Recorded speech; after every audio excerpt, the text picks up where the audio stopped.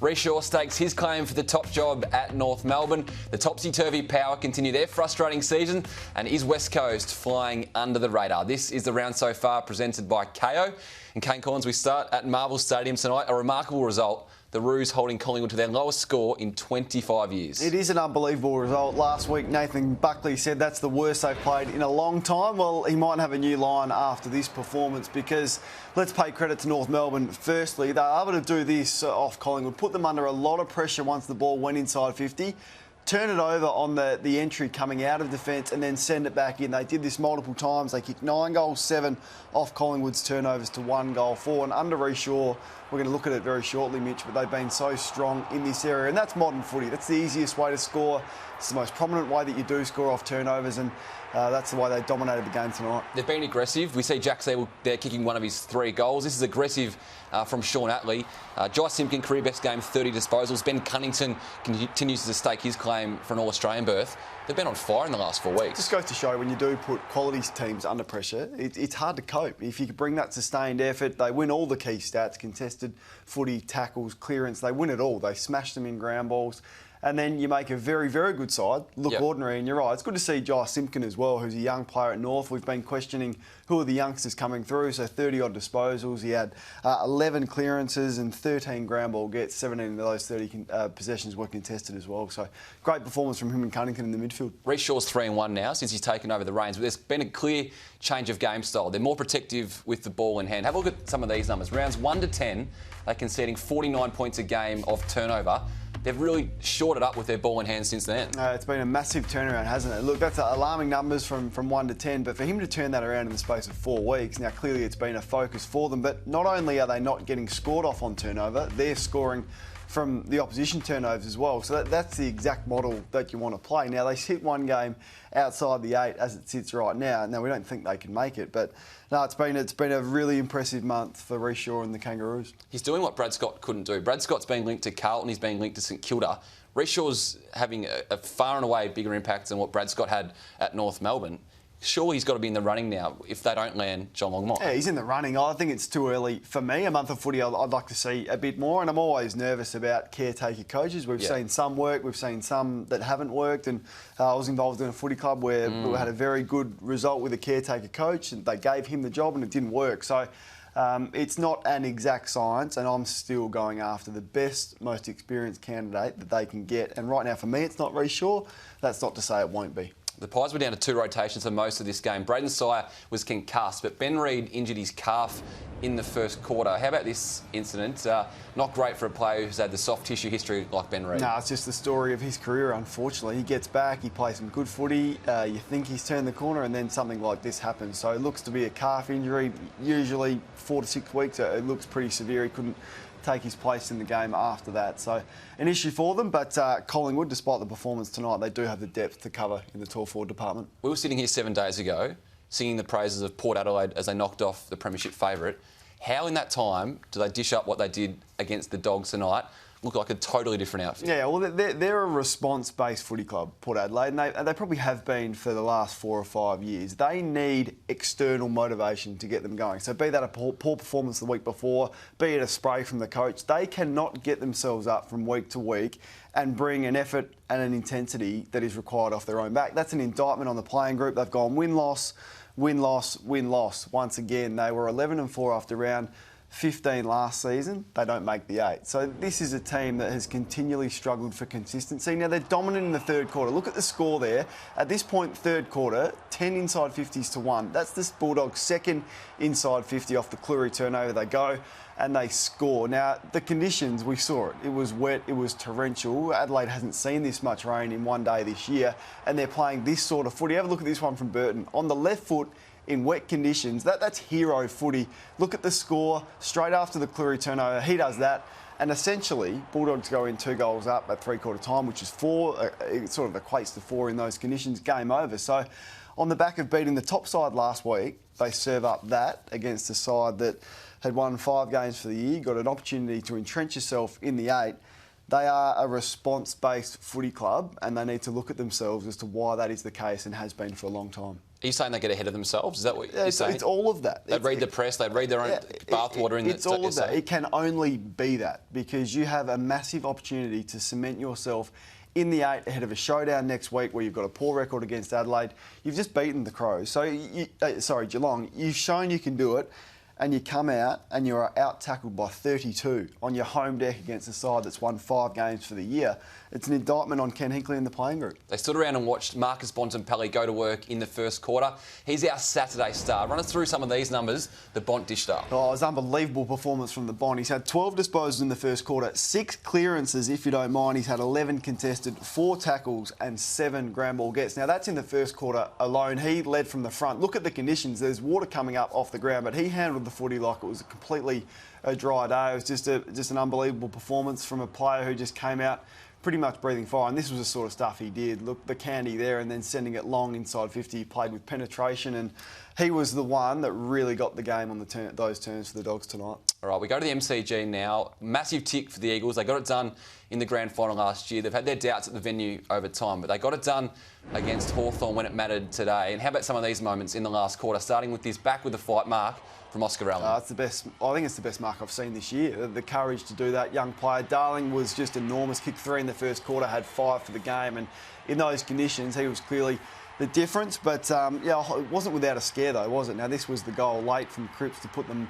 a goal in front with a minute or so to go. But it was a strong performance, and this tackle here from what could be the All-Australian captain, Shannon Hearn. He's having that sort of year across half-back. He was huge again today, and a game-saving tackle. So they're in a great position at West Coast, not playing their best footy. Not sure you want to be at this time of the year, but they're doing enough to just handle things nicely and put themselves in a good position for a couple of home finals. 5 goals for Jack Darling. Luke Shuey had 15 disposals in the last quarter alone, 6 clearances, and Nick Naitanui 41 hit-outs from basically 55% game time. So in his first game, a tick for Nick Nat in that one. The Hawks, they had 4 extra scoring shots than the Eagles. Had their chances to bury this one, but they couldn't get it done in front of the big sticks. Kills you, doesn't it? Absolutely kills you. Now, O'Meara had a lot of the ball, but he kicked it at 17% from his 23 kicks today.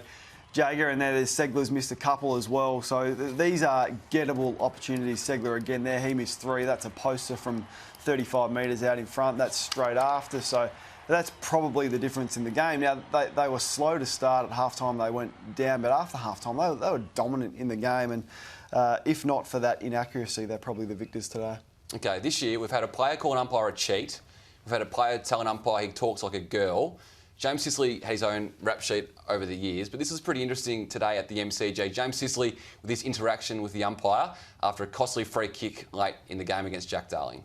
You saw it on the big screen. What's the block? It's his 350th goal, Darling. How do you blokes get a game? That's one of the players saying to the umpire. Yeah, I think that's Sicily saying that. And you know what? He's sort of got a little bit of a point. That audio courtesy of Triple M. Pretty interesting. James Sicily, both the Dale Thomas one with the umpire calling the cheat and Dane Rampy, the girl, umpire girl, were both sanctioned this year. So we'll wait and see whether anything happens. It's not in that category. He's saying how do you guys get a game is not in that category. There should be no sanction for that. We'll see. That is fair. He didn't swear. It certainly wasn't in the category of calling an umpire that says they talk like a girl or calling them a cheat. So don't think there's anything to see, but considering his history, it's worth bringing up and alerting you to, but I don't think he should be sanctioned for that. All right, Mel Horsey, we're now going to social media. Paddy Dangerfield, pretty interesting take out of last night's game with an interaction, and it wasn't just player on player. Yeah, we usually see players and umpires getting a little bit frosty, as you've just shown. But I saw this one with Patrick Dangerfield and former AFL star turned goal umpire David Roden. Gives him a little low 5 late in the last quarter of that game. Now, obviously, players aren't supposed to touch umpires, but boys, I reckon this one will be all right. I love that. Very respectful, and it's good to see. But one thing that isn't all right, according to Richmond's Mav Weller, is the state of the commentary in the AFL at the moment. Have a look at this. He jumped on Twitter. Am I the only one that doesn't rate modern commentary? They make it about themselves too much. The game should be about the players, not the umpires, and not so much commentary. Now, he got a fair bit of love from footy fans online. So, boys, I'm keen to hear your thoughts on this one. Kane, do you have an issue with the current state of commentary, or...?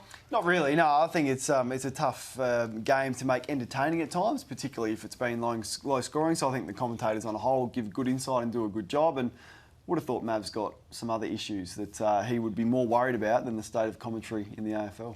If Mav's saying that, he should, every interview now, dish up something. There's nothing that I can recall at the top of my head that Mav Weller's said that we've sort of turned our heads at in an interview. He's got to be not just black and white in his interviews. Yeah, in fact, you'd probably go further to say that the modern player in the media has never been more boring. Yeah. Because they are paranoid. It's not their fault because the clubs control a lot of the media narrative. But if he's saying the commentators don't give a lot, well, the current player gives nothing as well. All right, Mel, we saw the conditions at the MCG, also at Adelaide Oval, torrential rain, but a bit happening at local footy as well. Yeah, absolutely. There was wild weather everywhere. But take a look at this one. This is at St Mary's Footy Club in Geelong. Strong club. Footy never stops, boys.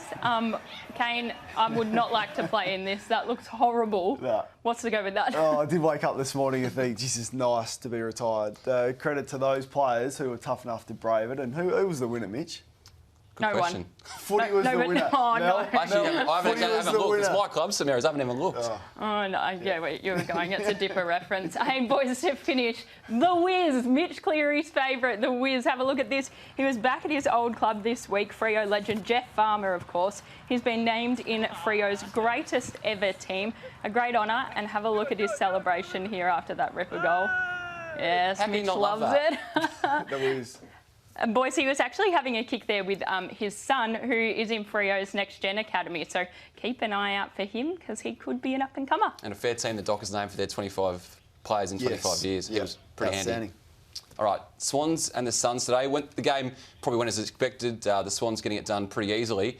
But Callum Sinclair, this injury, is shoulder. He hurt it initially in the first quarter, came back on, re-injured it, sat out the remainder of the game. He's going to be a big loss if he doesn't play much footy for the rest of the year. Yeah, no doubt about that. He's been strong for them, hasn't he? So that's an issue with the shoulder. Often you can, if it pops back in, you can continue to play with it, which he tried to do, but it's popped out for a second time there. You can see it's been strapped up and then it's popped out. The doctor and the physio trying to get it back in. After that, he didn't feature in the game again. So there's two ways you can go. You can try and strap it up for the rest of the season and then get it sorted and reconstructed at the end of the year, or you can get it done now, which would rule him out for the rest of the year. Darcy Cameron, their backup ruckman, is injured. Sam Naismith's done his ACL, so they're going to have to turn, if he does miss, to Michael Noel, a player they picked up in the mid-season draft. Ironically, the Swans play at Essendon. They've lost Tom Bellchambers, and the Bombers wanted Michael Noel in the mid-season. So a few machinations to work out for next week's Swans and Bombers game. Just on this Swans-Suns game, we saw a contentious goal review late in this one. The game was dead and buried. Lockie Weller running into open goal, Mav Weller's brother. What do you make of this one? Yeah, we'll have another look at it. So this was called a goal. They went upstairs, not like they did on Thursday night. So Thursday night they just looked at it in between the goal, the ball going back to the centre bounce, but they actually called for the review, and from the evidence there, they have overturned it. So the instruction to the goal reviewer was, if there is conclusive evidence, you can overturn it. So he's seen the person pushing the buttons upstairs, conclusive evidence to overturn that. Now, I haven't watching that, and then we'll go to Thursday night when there wasn't conclusive evidence, and you could argue that it's pretty much exactly the same. This one here from Kennedy and McKernan, and it didn't really matter so much in the Gold Coast Sydney game, but it did matter in this one. There's no conclusive evidence there. They look the same to me. They do. They absolutely look the same. So whoever is training these goal reviewers, they're getting different information as to what constitutes conclusive and beyond a reasonable doubt and overturning it. So it's just an issue that won't go away. Steve Hawking saying today on SEN radio that he's embarrassed by some aspects of the score review, but he also felt that wasn't touched, so he was comfortable with the way it played out on Thursday night. Bombers, they've got 7 wins at the moment for their run home. They're going to need 5 wins, you would expect, for them to make finals. 12 is going to be around the mark this year. How many of these do you expect them to win to see if they can push for the finals? Yeah, let's have a look at we've both done our wins and losses for the rest of the year. I've come up with 4. Look, I think they'll lose next week to the Swans. I think they struggle against a side that has a plan to shut them down away from Marvel. But then there's some wins there. I think they're too good for the Kangaroos, the Suns, the Power and the Bulldogs. So 4 gives them 11. Not going to be enough. I've got them having 4 as well. I reckon they might beat the Swans this week with no Cal Sinclair if he does miss. But we've got the round 20 game against the Power as the one. So maybe a couple that could go either way. Let's see what happens for the Bombers from here. It does open it up for them with Port Adelaide losing today. I'm just not a believer in Essendon yet. I need to see them win a different way when a side comes with a plan against them and away from Marvel Stadium. Okay, Friday night, a workmanlike performance for the Cats to get over the Crows. But 2 big changes for the Cats. They threw Joel Selwood into the midfield. He had 33 season-high disposals. And Mark Blitzavs going into reprieve Reece Stanley in the ruck. Yeah, we'll start with Selwood. He's been down, hasn't he, for reasons beyond his control because he's playing outside. His performance on Friday night says to me he's got to play in the midfield for the rest of the year. He's so influential in there. 33, he's always been strong in the contested possessions, but it was his creativity with the ball, Joel Selwood. His handballs were just so attacking. We'll see this one.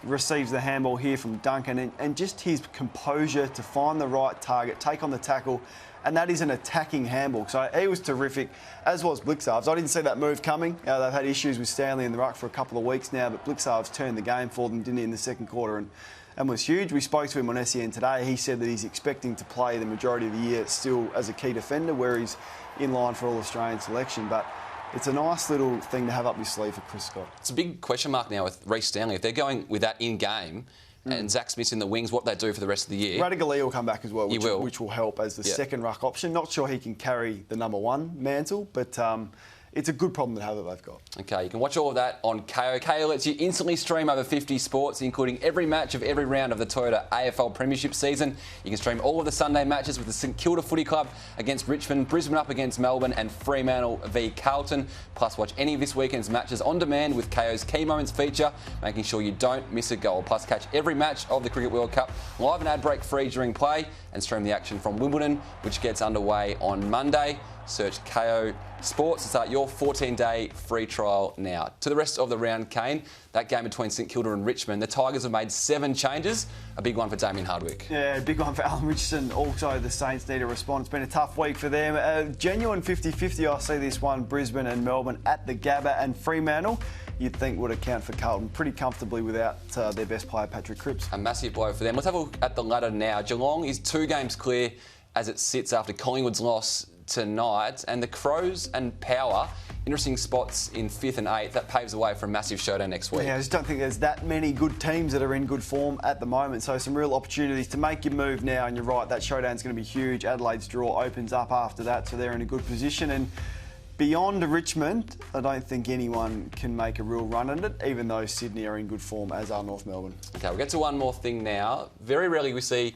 a goal from halfway, but that is what we saw today in the VFLW. Georgia Hammond from the Darebin Falcons. How about this effort at Trevor Barker Oval? That is huge. How far has that gone? That's gone 90. That has gone 90 metres, Mitch. That could be the biggest goal in women's football ever that we've ever seen. And we've seen it today.